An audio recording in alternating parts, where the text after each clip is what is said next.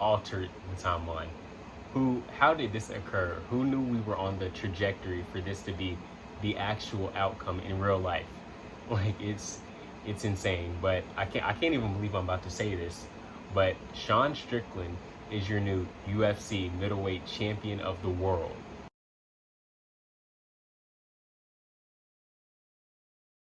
It's I can't believe it. When when Sean first entered the UFC, I always thought he would be a great journeyman. He still is. He's very entertaining. He's willing to say whatever he wants whenever he wants to say it, and that makes him garner more viewership and leads to more entertaining press conferences and interviews and things like that. But whenever I would actually see him get in the ring and fight, he would stand with his hands at his chest and his shoulders and just stand straight up.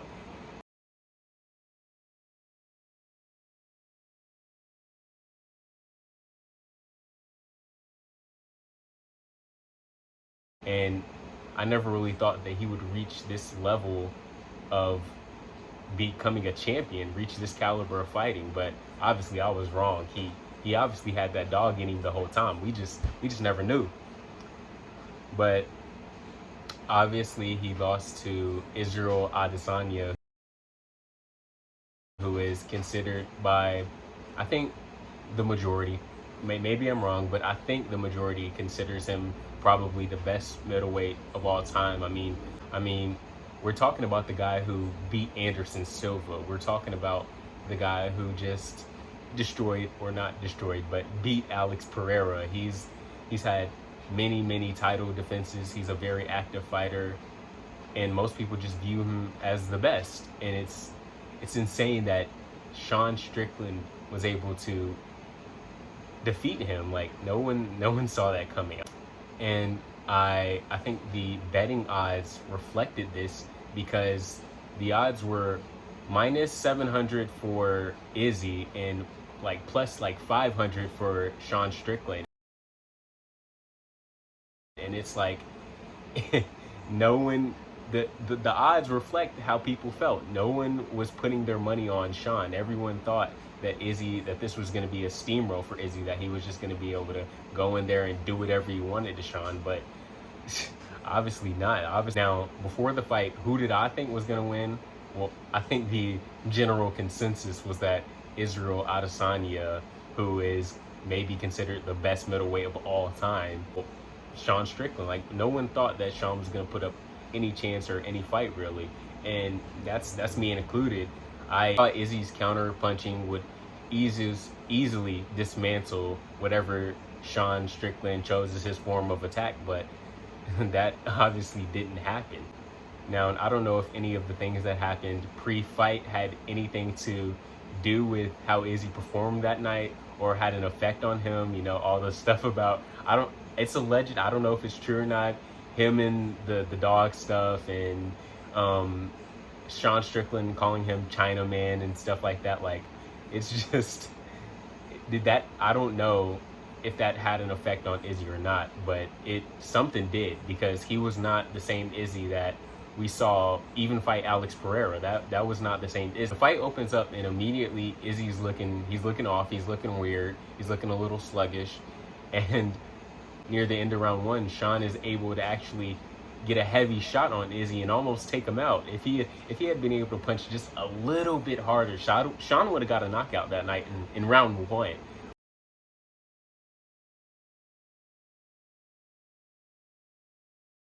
Like it was a big moment in the fight. It was a point in the fight where everyone was going crazy. Like we really thought Sean Strickland was about to get a knockout on considerably the best middleweight of all time. Like it's absurd. Like this should not have happened. This should not have been reality, but it is. But there reaches a point in the fight where it looks like Izzy is going to be able to come back, and Sean goes to his corner, and I don't know exactly what the exchange was, but I know that they told him, like, you got to step it up. You got to go out there and perform. And this is when we see him. I think this is the moment where he started lighting up, because he came back and he knew that he had to give everything if he wanted to win this fight. and he did. He went on to please the judges and win the fight. And even at the end, I think he started to realize, like, oh, I've done enough to actually win this fight, because he starts screaming and getting real loud in Izzy's face, and you can see Izzy is not happy. He is not a happy camper. He is not having it. And if I was Izzy, I'd probably be mad too. But Sean, if I was Sean, I'd be riled up. Like, I just beat the best middleweight of all time, and you could see that energy just flowing in Sean. Like, he was extremely happy when he realized, oh, I'm about to be champion. Okay, what does this mean legacy-wise? Now, and obviously, Israel Adesanya has had way more title defenses than Sean. Sean, this is his first time having the belt. He's also considered the best middleweight of all time. So I think that while this was a setback for his legacy and his career, I don't think this was the end. Because he didn't lose horribly. It's not like this was a defeating loss. Yes, he lost, but it's not like he was knocked out, or it's not like he was like bludgeoned. He didn't leave all bloodied up with a black eye, with broken nose. Like, that didn't happen.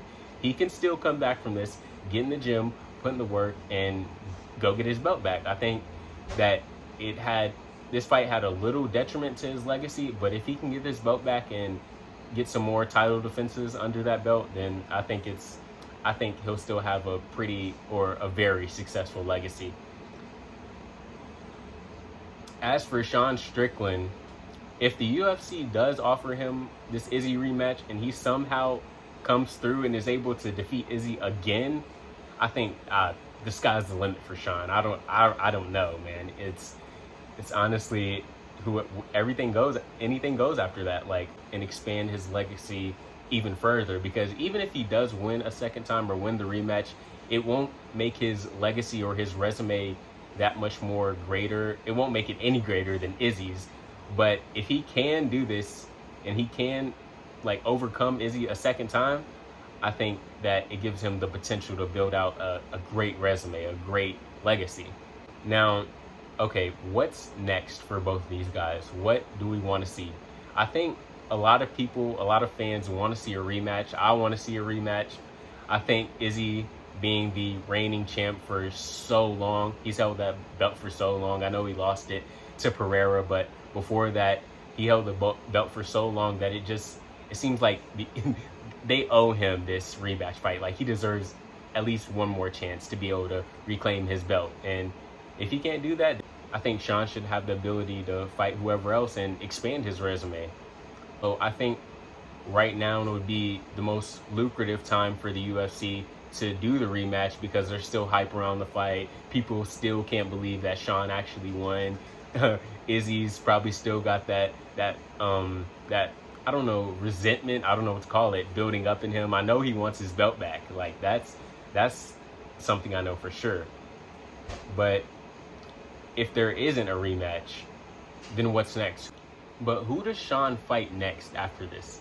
Does he fight Dricus or Robert Whittaker or Cannonier? Like, there's so many options, so many possibilities open for him if he can either win this rematch, or if the UFC just doesn't give it to him and just opens that possibility up for him.